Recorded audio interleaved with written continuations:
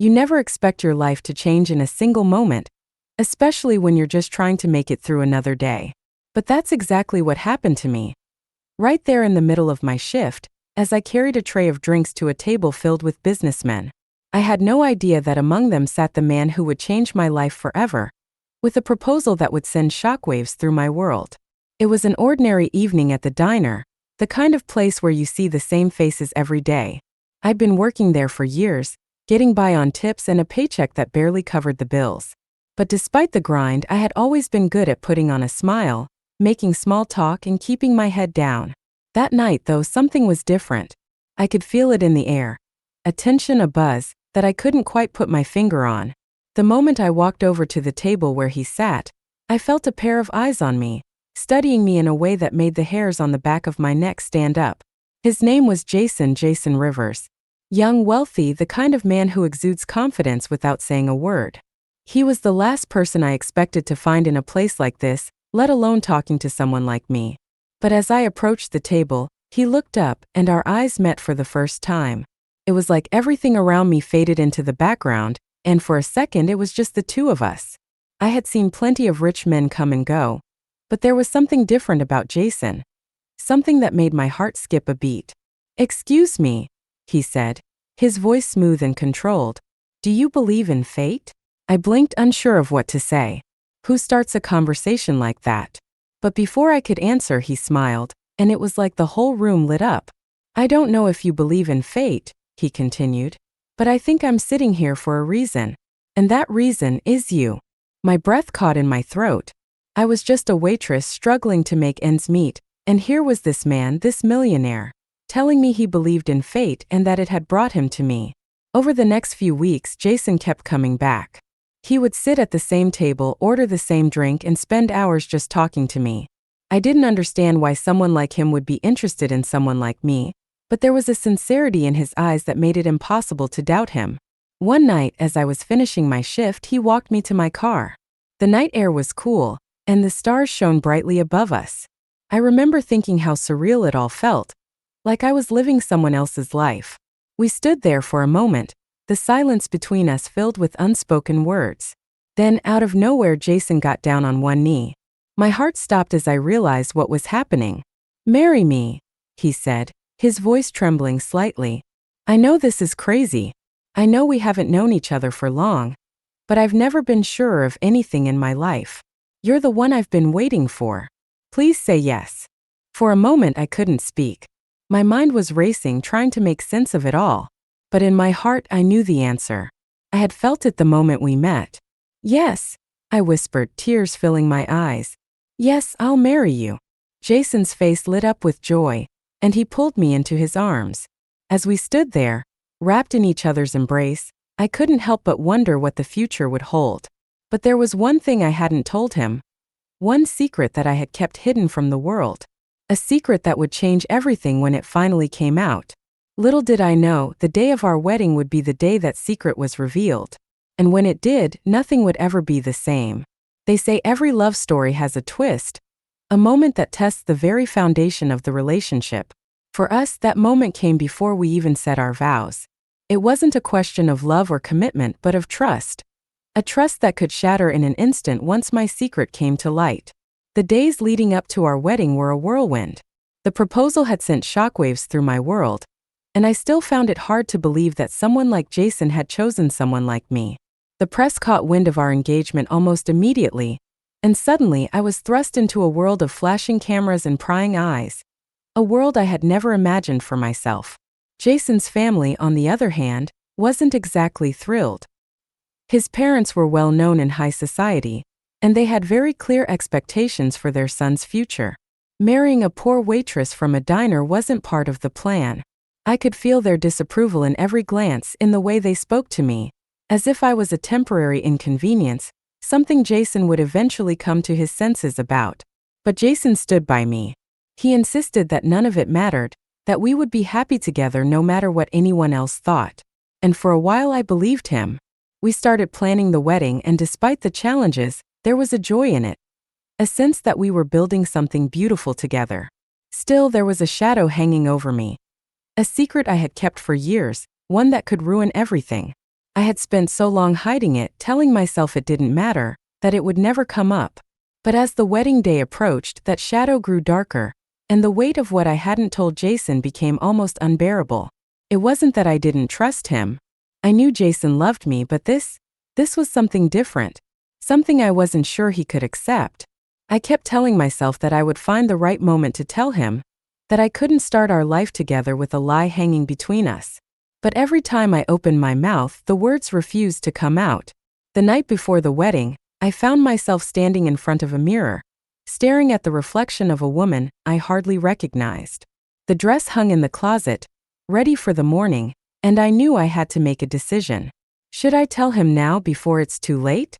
Or should I wait and hope for the best? My hands trembled as I reached for my phone, scrolling through messages from friends and family wishing me well.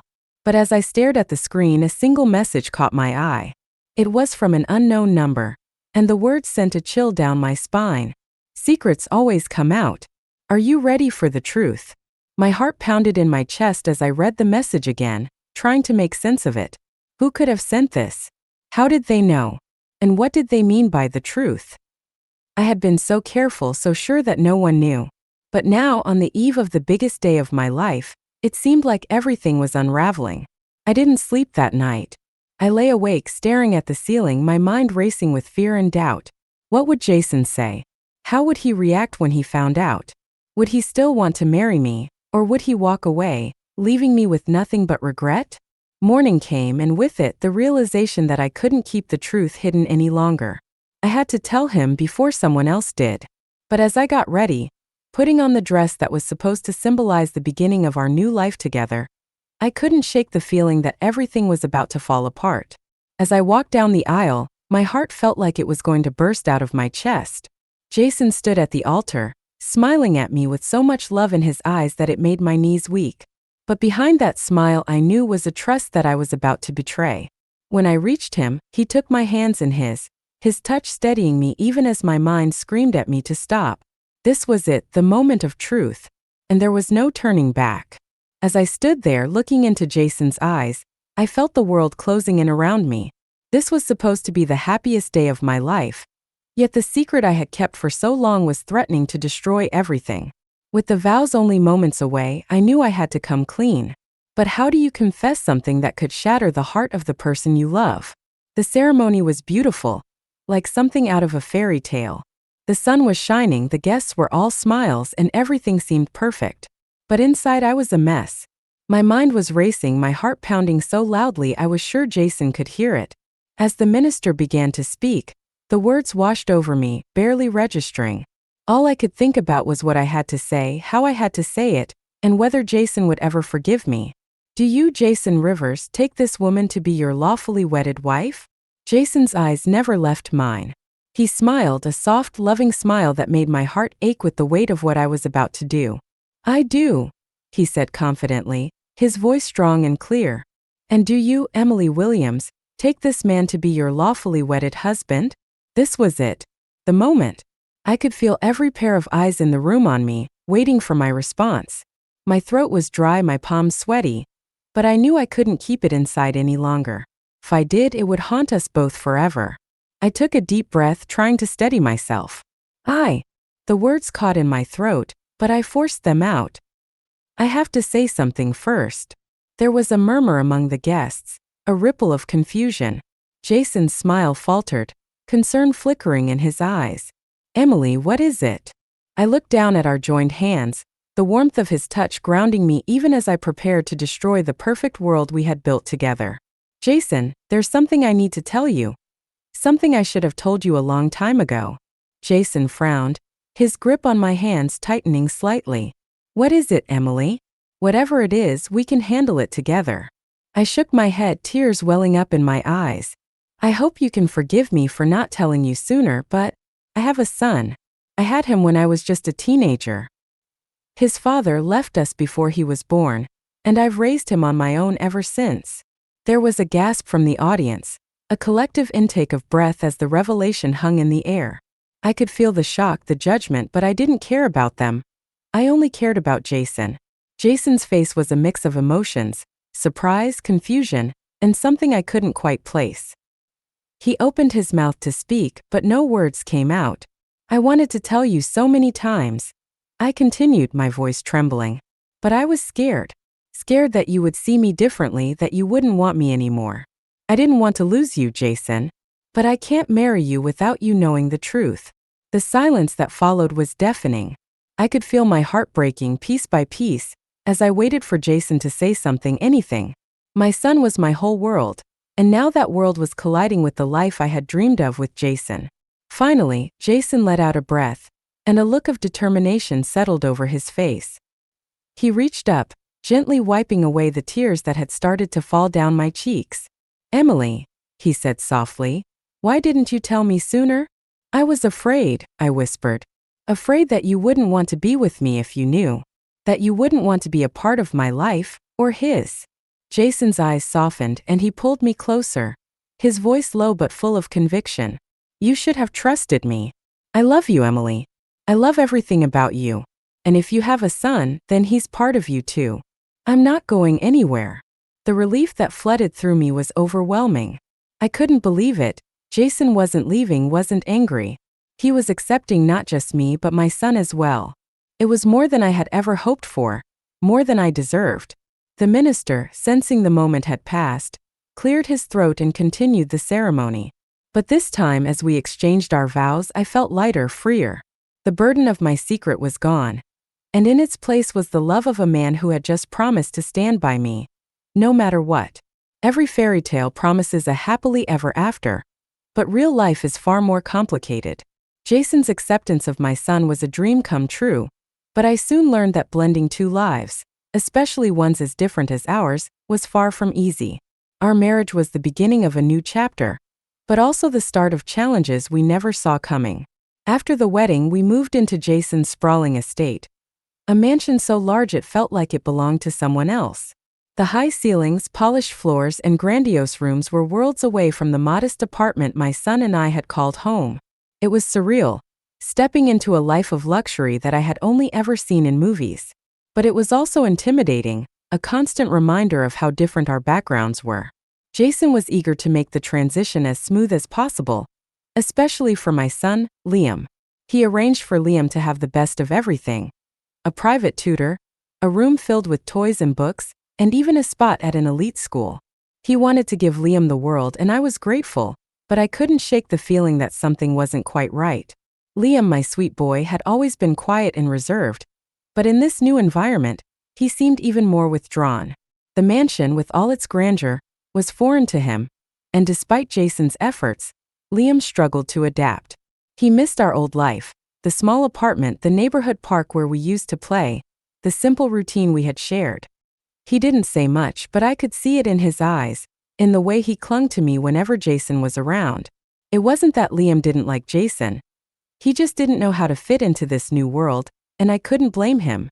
I was struggling with the same thing.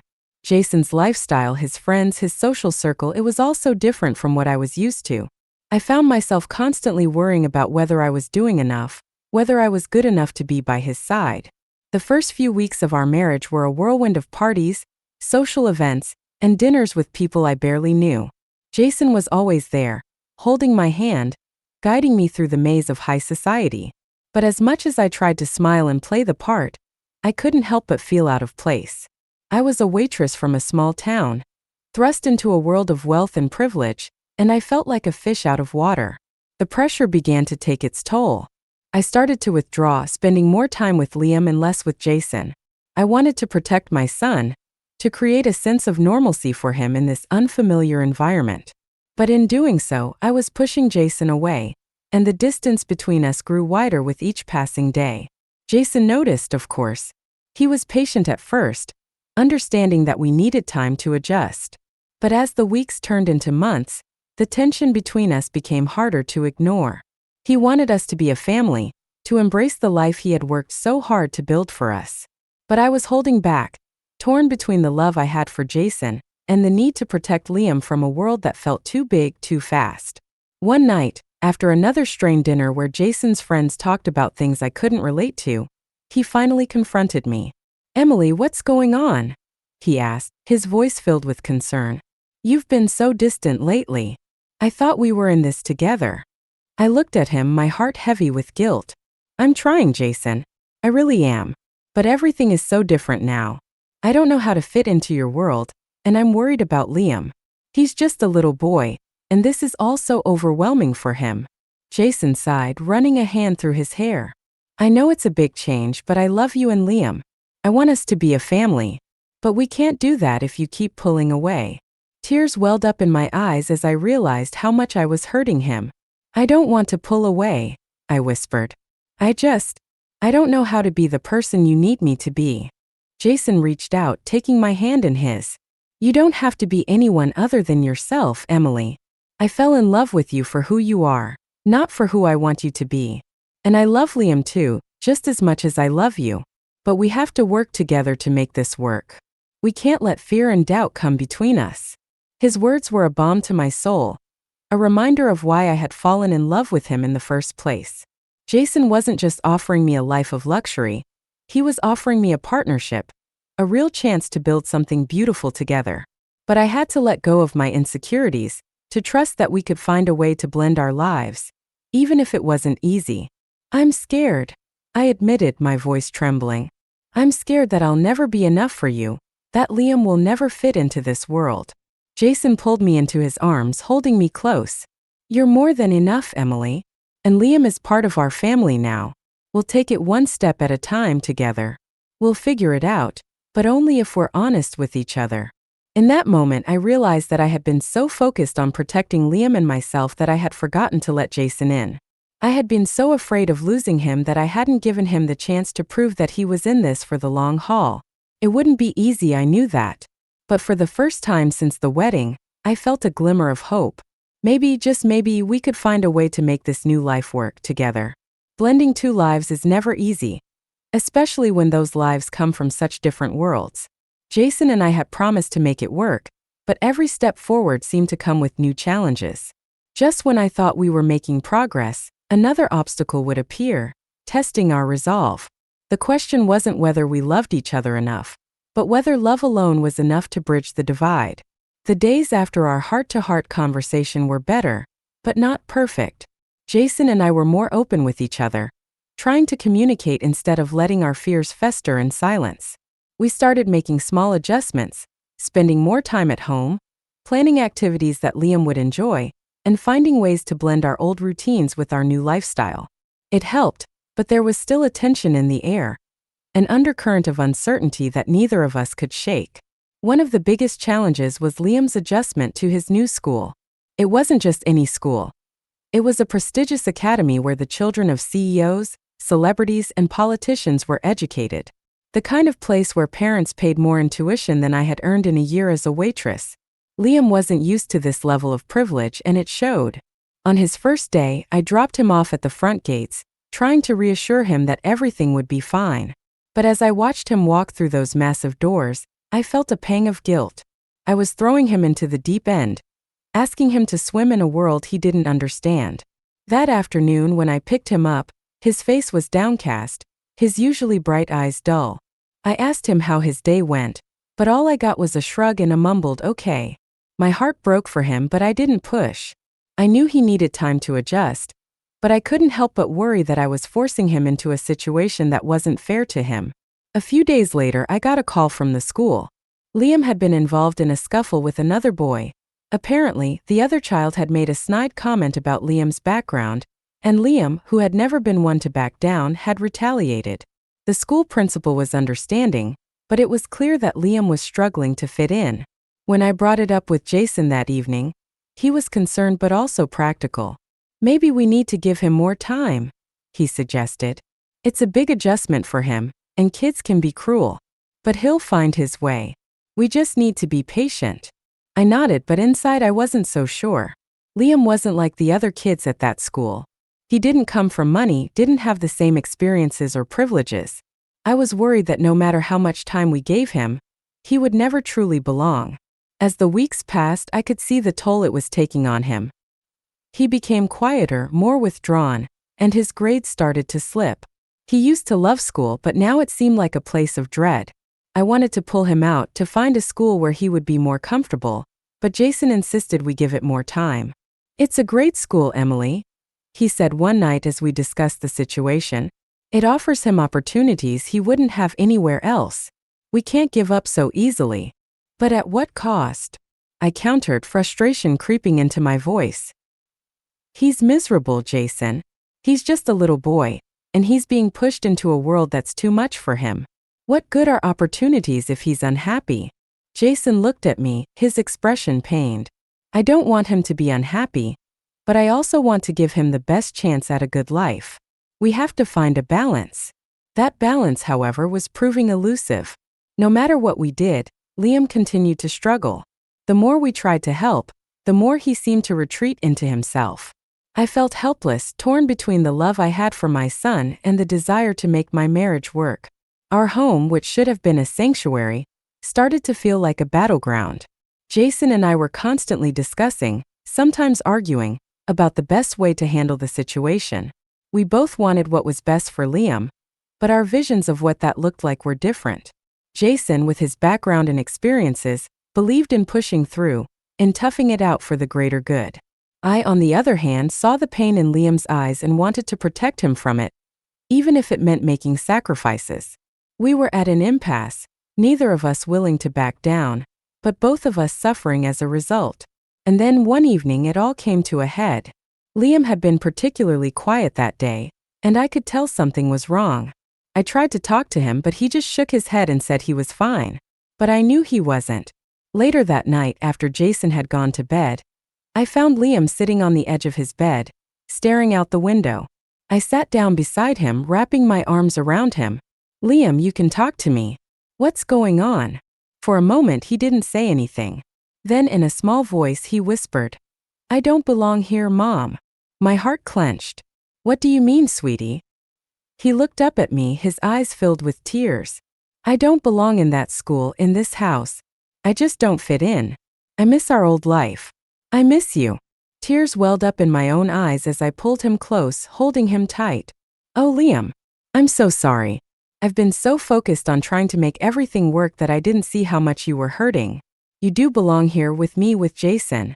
But if this isn't the right place for you, we'll find somewhere that is. I promise."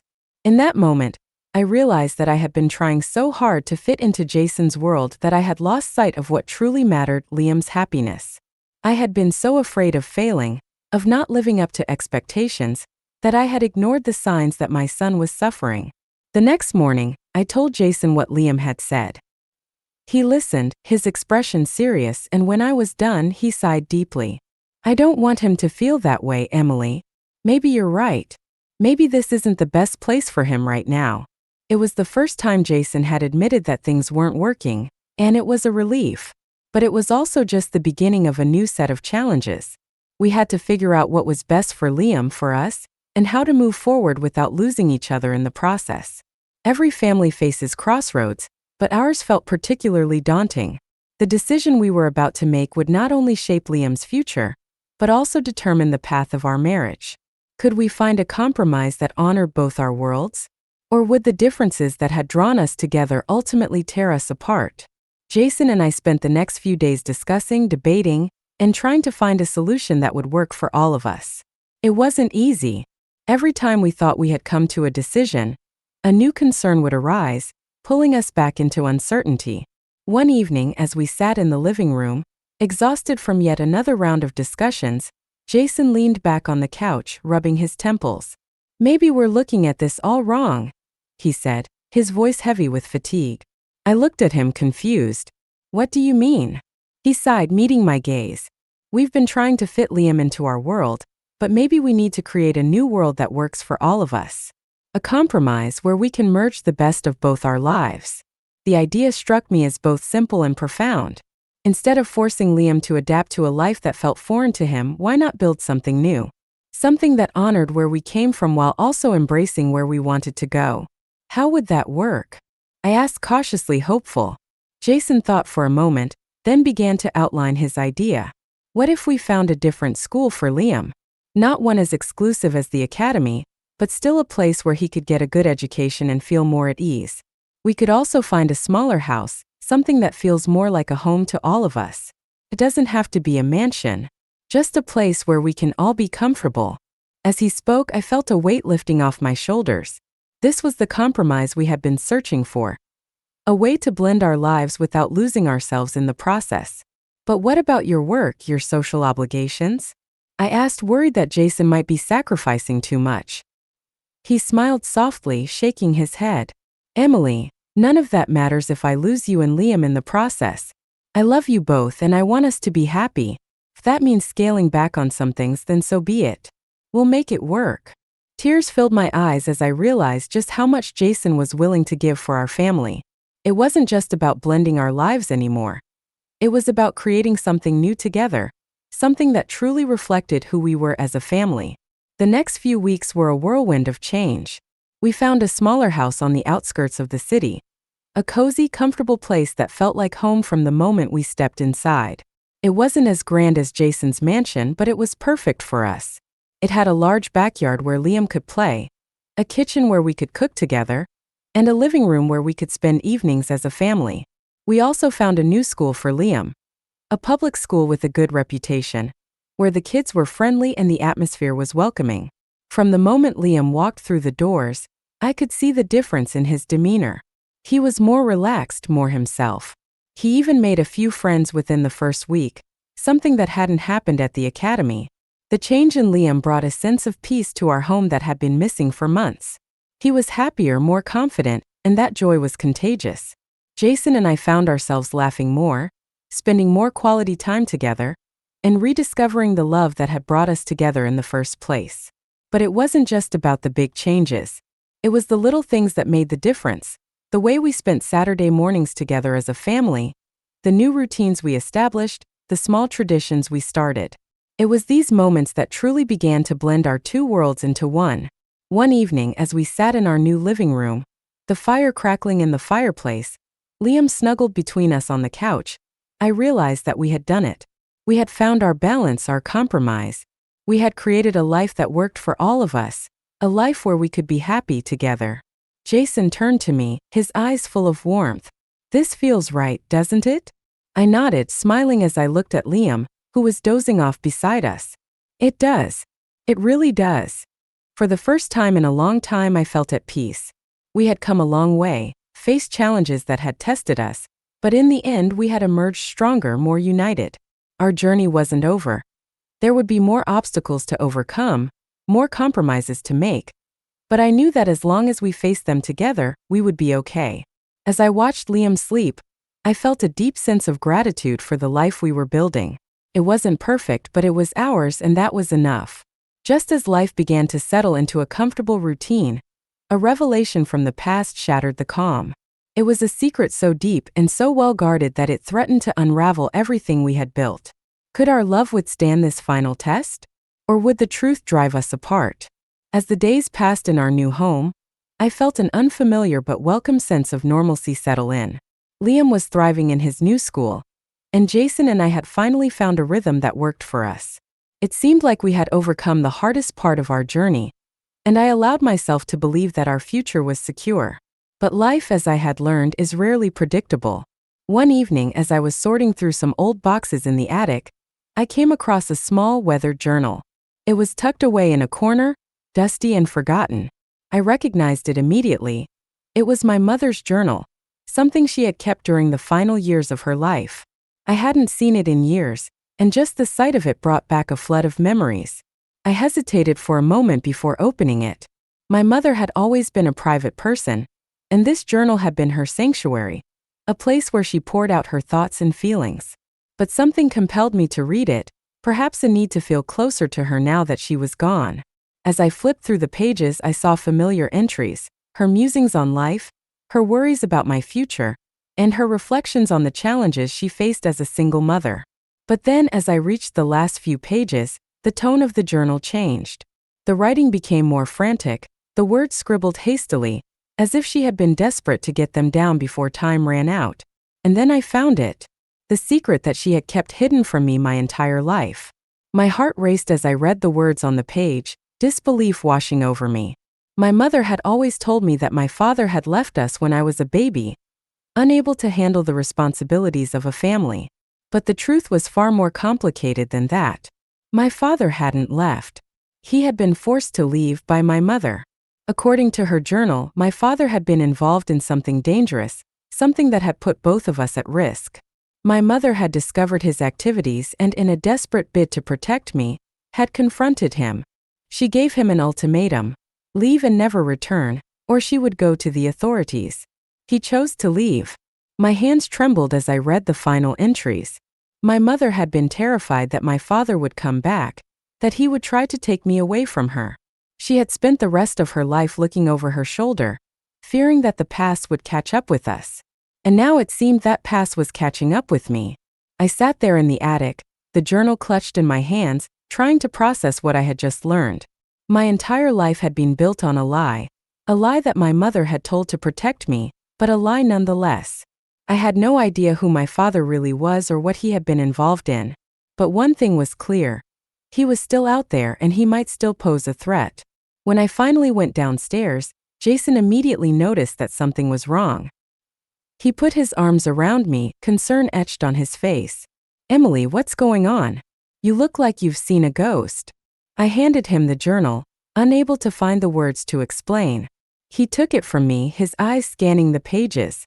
As he read, I watched his expression shift from confusion to shock to anger. "Why didn't you tell me about this?" he asked, his voice tight. "I didn't know," I whispered. "I just found out tonight." Jason sighed, rubbing his hand over his face. "This changes everything. If your father is still out there, we need to find out what he was involved in. We need to know if we're in danger." His words sent a chill down my spine. I hadn't even considered the possibility that my father's past could still be a threat. But now, as I looked at Jason, I realized that we couldn't ignore this. We had to find out the truth, no matter how painful it might be. The next few days were a blur of activity as Jason used his resources to dig into my father's past. He contacted private investigators, combed through old records, and reached out to anyone who might have known my father. What we discovered was worse than I had imagined. My father had been involved in organized crime, something big, something dangerous, and